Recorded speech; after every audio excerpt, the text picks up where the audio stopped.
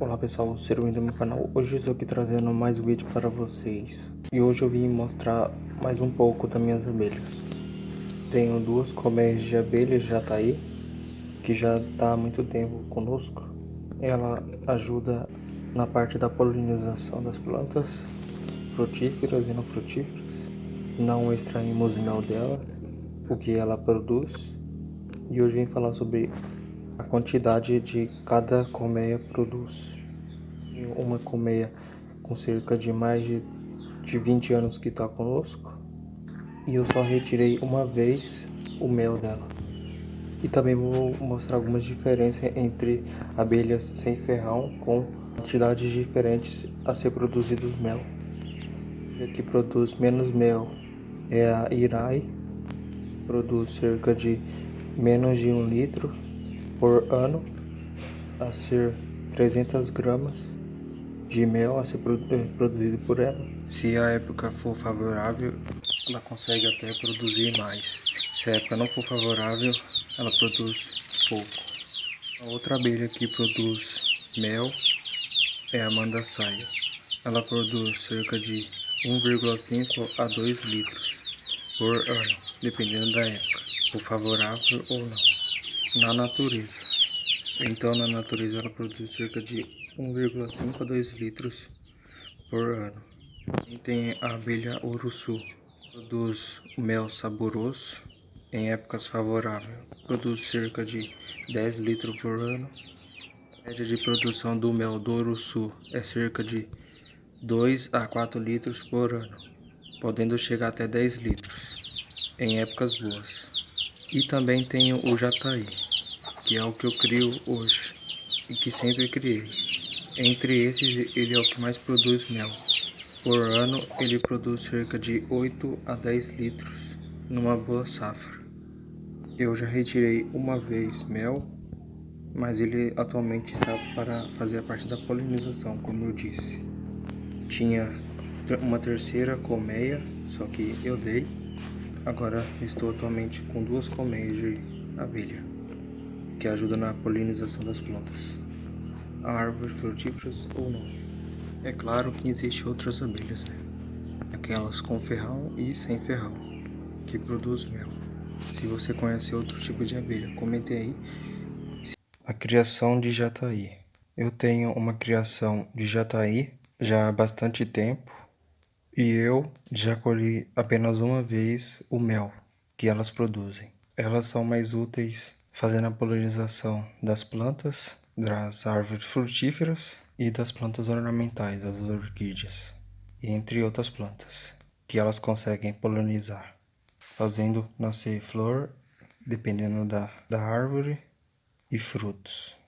Mas você sabe qual é a distância necessária entre duas colmeias de jataí para que elas convivam sem ter brigas entre duas colmeias? Eu tenho duas colmeias aqui e eu preciso mudar uma para o mesmo local que a outra se encontra. Mas para isso eu preciso saber qual é a distância ideal para deixar elas próximas e fazer com que elas não briguem.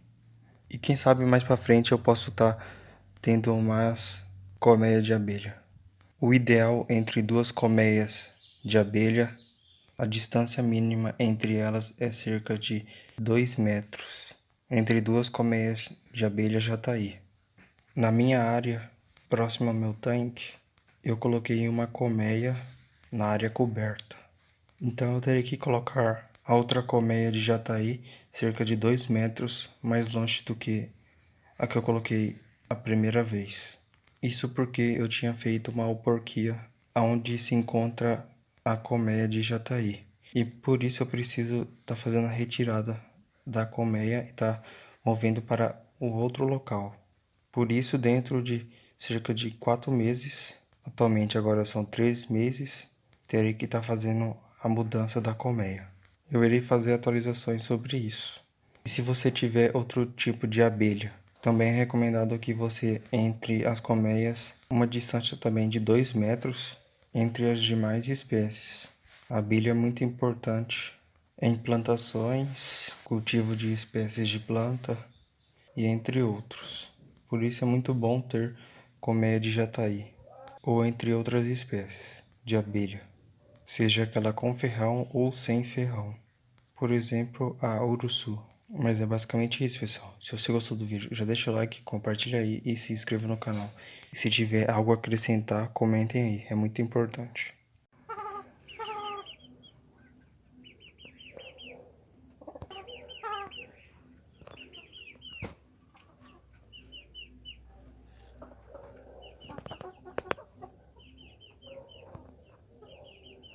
Quando eu devo retirar mel do jataí, ou em qual época eu devo estar retirando o mel do jataí, fazendo a extração.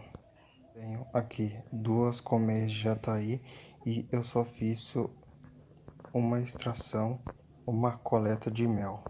Para você estar fazendo a extração, a retirada do mel da colmeia do jataí, você não deve estar retirando o mel em dias chuvosos ou em alta umidade relativa do ar. Deve ser em uma época uma florada boa, para que o enxame não passe fome. Você não deve estar retirando todo o mel da colmeia. Você deve deixar 30% do mel para as abelhas. Deve ser no dia bem quente. O mês da safra vai entre maio e junho. E o segundo mês da safra entre outubro e janeiro. Mas o mel pode ser colhido o ano todo. O horário ideal para você estar fazendo o manuseio na colmeia é entre 9 e 16 horas no dia ensolarado. A umidade do mel tem que estar entre 18%. Mais do que isso, o mel pode correr o risco de azedar. As abelhas deixam a janela do mel aberta para que a umidade chegue a 18%. Para que a umidade abaixe, seque mais o mel, evitando que ele azede. Quando tiver a janelinha fechada do mel, isso significa que já está pronto, está maduro. Como diferenciar mel verdadeiro do falso? Mel puro significa dizer que ele não passou por nenhum processo capaz de alterar sua forma original, como por exemplo adição de água, amido ou açúcar. Se caso o mel for alterado, o mel puro alterado, mel alterado apresenta um risco à saúde e perde uma boa parte dos seus nutrientes no mel. O mel perde boa parte dos nutrientes. Quando o mel se cristaliza, é mel puro, é verdadeiro. A cristalização do mel é natural.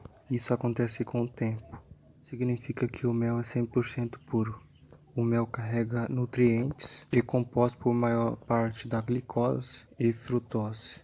Na parte da cristalização, a glicose se separa da frutose, fazendo com que ela se torne pequenos cristais. Cada tipo de mel produzido por cada abelha cristaliza no seu tempo. Por descristalizar o mel puro, não se recomenda que use temperaturas altas, como por exemplo água quente ou micro-ondas, e além de outros exemplos, porque você acaba perdendo parte dos nutrientes do mel. Mas para você diferenciar mel puro do mel não verdadeiro, tem alguns testes caseiros que você pode estar fazendo. E esses testes são bem simples. O primeiro é o teste da geladeira. Coloque o mel por um tempo dentro da geladeira. Se ele começar a cristalizar, significa que ele é um mel puro. Se não cristalizar, significa que ele foi adulterado, que não é um mel puro. O segundo teste que você pode estar fazendo é o teste do fósforo. Pule a cabeça do fósforo no mel e será testado. Depois acenda do fósforo e se acender, significa que é mel puro. Ao contrário, se não acender, significa que o mel não é puro. O terceiro teste é o teste da água. Pegue um copo, coloca cheio de água ou uma vasilha e coloque água. Adicione uma colher de mel, o mel puro dentro da água. O mel puro vai se agrupar na parte inferior do copo, enquanto o mel que não for puro vai se dissolver dentro da água. Você irá saber qual é verdadeiro e qual não é, qual é puro e qual não é puro. E o último teste que você pode estar fazendo é o teste do polegar. Coloque uma gota de mel no seu polegar. Se o mel permanecer no seu polegar intacto, significa que é mel puro. Se caso ele se espalhar, ele não é puro. E é basicamente isso, pessoal. Se você gostou do vídeo, já deixa o like, compartilha aí e se inscreva no canal. E se tem algo que eu não tenha falado no vídeo, comentem aí, é muito importante. Não esqueça de deixar o like, né? E é isso.